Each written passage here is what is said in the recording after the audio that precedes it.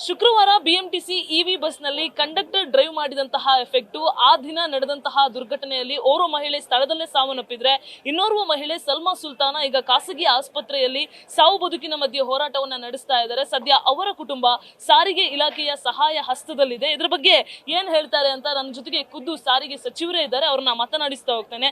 Sir, ಘಟನೆ ಬಗ್ಗೆ ನಿಮಗೂ ಗೊತ್ತಿದೆ, ಈಗ ನಿಮ್ಮ ಒಂದು ಸಹಾಯದ ನಿರೀಕ್ಷೆಯಲ್ಲಿ ಆ ಕುಟುಂಬ ಇದೆ, ಏನ್ ಹೇಳ್ತೀರಾ ಸರ್? ಈ ಇವಿ ಬಸ್ಗಳಿದೆಯಲ್ಲಮ್ಮ, ಇದೆಲ್ಲ ನಮ್ಮ BMTCಗೆ ಬಾಡಿಗೆಗೆ ತಗೊಂಡಿರತಕ್ಕಂಥ ಬಸ್ಗಳು. ಸುಮಾರು 1600-700 ಬಸ್ಸಸ್ ಇದೆ. ಅದೆಲ್ಲ ಕೇಂದ್ರ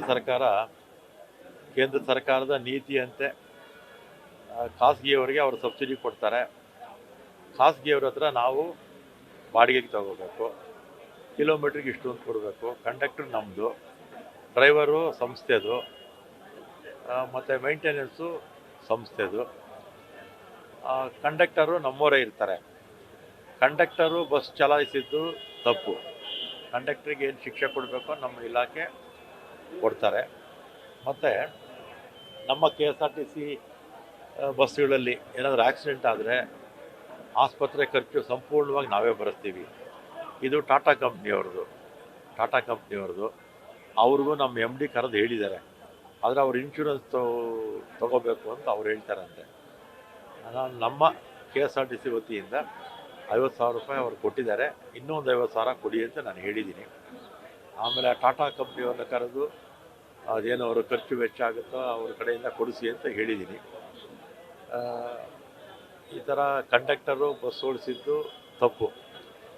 ಕಂಡಕ್ಟರು ನಮ್ಮ ಸಂಸ್ಥೆಯವರೇ, ಅವ್ರಿಗೇನು ಶಿಕ್ಷೆ ಆಗಬೇಕು ಅದು ಆಗುತ್ತೆ. ಹೋಗಿರ್ತಕ್ಕಂಥ ಪ್ರಾಣ ಬರಲ್ಲ. ಕಂಡಕ್ಟ್ರು ಮಾಡಿದ ತಪ್ಪಿಂದ ಒಬ್ಬರಿಗೆ ಪ್ರಾಣ ಹೋಯಿತು, ಇನ್ನೊಬ್ಬರು ಪಾಪ ಆಸ್ಪತ್ರೆಯಲ್ಲಿದ್ದಾರೆ. ಈ ಥರದ ಘಟನೆಗಳು ಪುನರಾವರ್ತನೆ ಆಗ್ತಾ ಇರುತ್ತೆ.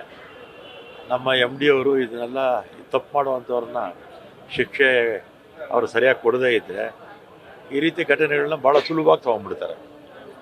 ಇಂಥವ್ರ ಮೇಲೆ ಕಠಿಣ ಕ್ರಮ ತಗೋಬೇಕು. ಸರ್, ಈಗ ನೀವು ಹೇಳಿದ್ರಿ 50,000 ಆಲ್ರೆಡಿ ಕೊಟ್ಟಿದ್ದೀವಿ, ಇನ್ನು 50,000 ಕೊಡೋದಕ್ಕೆ ಸೂಚನೆ ಕೊಟ್ಟಿದ್ದೀವಿ ಅಂತ. ಬಟ್ ಆ ಕುಟುಂಬದವ್ರು ಹೇಳ್ತಾ ಇದ್ದಾರೆ ನಮ್ಮನ್ನ ಯಾರು ಕೂಡ ಸಂಪರ್ಕ ಮಾಡಿಲ್ಲ ಅಂತ. ನೆನ್ನೆ ನಾನು ಹೇಳಿದ್ದೀನಿ, ನಾನು ಮಾತಾಡಿದ್ದೀನಿ, MD ಅವ್ರಿಗೆ ಹೇಳಿದ್ದೀನಿ, ಮತ್ತೆ ಇವತ್ತು ಜ್ಞಾಪಿಸ್ತೀನಿ. ಸರ್, ಈಗ ಮತ್ತೆ ಆ ಗುತ್ತಿಗೆ ಕಂಪನಿ ಬಗ್ಗೆ ಹೇಳ್ತಾ ಇದ್ರಿ, ಅವ್ರ ಕಡೆಯವ್ರು ಯಾರೋ ಆಸ್ಪತ್ರೆಗೆ ಬಂದು ಹೇಳ್ತಾರಂತೆ ಇನ್ಶೂರೆನ್ಸ್ ಎಲ್ಲ ಕ್ಲೈಮ್ ಆಗೋದು ಇನ್ನ 7-8 ತಿಂಗಳಾಗುತ್ತೆ. ಸೊ ನಮ್ಮ ಸಾರಿಗೆ ಸಚಿವರು ಏನಾದರೂ ಒಂದು ನಿರ್ದೇಶನ ಕೊಡಬೇಕು ಅವ್ರಿಗೆ ಅಂತ. ಈಗ ಅವರು ಟಾಟಾ ಕಂಪ್ನಿಯವರು ಇನ್ಶೂರೆನ್ಸ್ ಕ್ಲೈಮ್ ಮಾಡಲಿ ಅಂತ ಹೇಳ್ತಾರೆ. ಇನ್ಶೂರೆನ್ಸು 7-8 ತಿಂಗಳಲ್ಲ, 1-2 ವರ್ಷ ಆಗಿಬಿಡುತ್ತೆ. 1-2 ವರ್ಷದವರೆಗೂ ಇರೋಕ್ಕಾಗುತ್ತಾ? ಅದಕ್ಕೆ MDಗೆ ಹೇಳಿದ್ದೀನಿ, ಅವ್ರನ್ನ ಕರೆಸಿ ಮಾತಾಡಿ ಅಂತ ಹೇಳಿದ್ದೀನಿ. ಇನ್ನು ಮುಂದೆ ನಾವು ಏನು ಕಾಂಟ್ರಾಕ್ಟು ಬಸ್ಸಸ್ಸು ನಾವು ತೊಗೊಳ್ತೀವಲ್ಲ, ಕೇಂದ್ರ ಸರ್ಕಾರದ ನೀತಿಯಂತೆ ನಮಗೆ ಕೊಡಿ ಅಂದರೆ ಕೊಡೋಲ್ಲ ಬಸ್ಸು.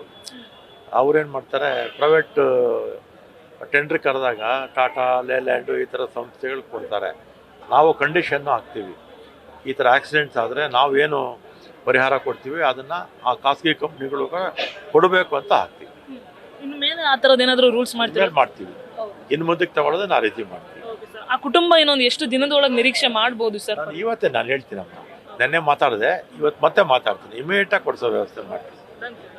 ಇದಿಷ್ಟು ಸಾರಿಗೆ ಸಚಿವರಾಗಿರುವಂತಹ ರಾಮಲಿಂಗಾರೆಡ್ಡಿ ಅವರು ನ್ಯೂಸ್ ಫಸ್ಟ್ಗೆ ಕೊಡ್ತಾ ಇರುವಂತಹ ಮಾಹಿತಿ. ಅಂದ್ರೆ ಆ ಕುಟುಂಬ ಸಾರಿಗೆ ಸಚಿವರ ಮನವಿ ಮಾಡಿತ್ತು, ನ್ಯೂಸ್ ಫಸ್ಟ್ ಮೂಲಕ ತಮಗೆ ಸಹಾಯ ಬೇಕು ಅಂತ ಮನವಿ ಮಾಡಿತ್ತು. ಸದ್ಯ ಮನವಿಗೆ ಸ್ಪಂದಿಸಿರುವಂತಹ ಸಾರಿಗೆ ಸಚಿವರು ಆ ಗುತ್ತಿಗೆ ಕಂಪನಿಗೆ ನಾನು ನಿರ್ದೇಶನ ಕೊಡ್ತೀನಿ, ಆದಷ್ಟು ಬೇಗ MD ಅವರು ಅವ್ರ ಜೊತೆಗೆ ಮಾತನಾಡಬೇಕು ಅನ್ನುವಂತಹ ಮಾತನ್ನ ಹೇಳಿದ್ದಾರೆ. ಜೊತೆಗೆ ಹೆಚ್ಚುವರಿಯಾಗಿ ಸಾರಿಗೆ ಇಲಾಖೆಯಿಂದ 50,000 ಪರಿಹಾರವನ್ನು ಕೂಡ ಕೊಟ್ಟಿರುವಂತದ್ದು. ಕ್ಯಾಮರಾಮನ್ ಸಿದ್ದಪ್ಪಾಜಿ ಜೊತೆ Pragati Shetty, news first, Bengaluru. News first ನಿರ್ಭೀತಿಯಿಂದ ನಿಮ್ಮ ಪರವಾಗಿ.